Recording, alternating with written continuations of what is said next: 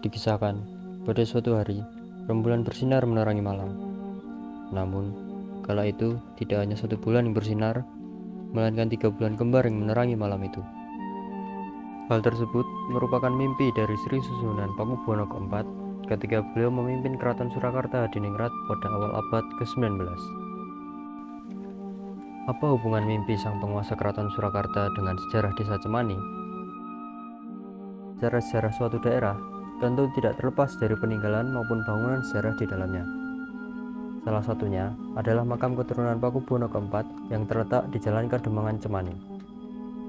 Bagaimana bisa terdapat makam keturunan Pakubuwono keempat di Desa Cemani?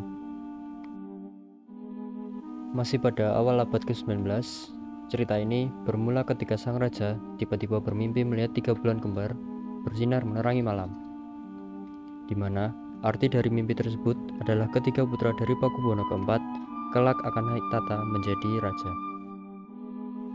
Melihat arti mimpi tersebut, sang raja tentu tidak tenang dan diselimuti oleh rasa khawatir akan terulangnya huru-hara suksesi seperti yang pernah terjadi sebelumnya.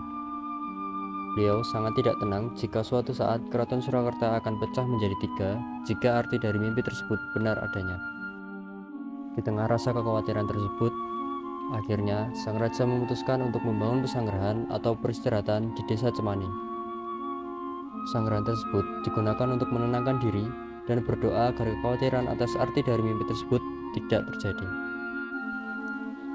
Hingga pada akhirnya, arti dari mimpi tersebut benar terjadi di mana ketiga putra beliau jumeneng noto menjadi seorang raja. Akan tetapi, kekhawatiran beliau tidak terjadi karena ketiga putra tersebut menjadi seorang raja secara bergantian, bukan secara bersamaan.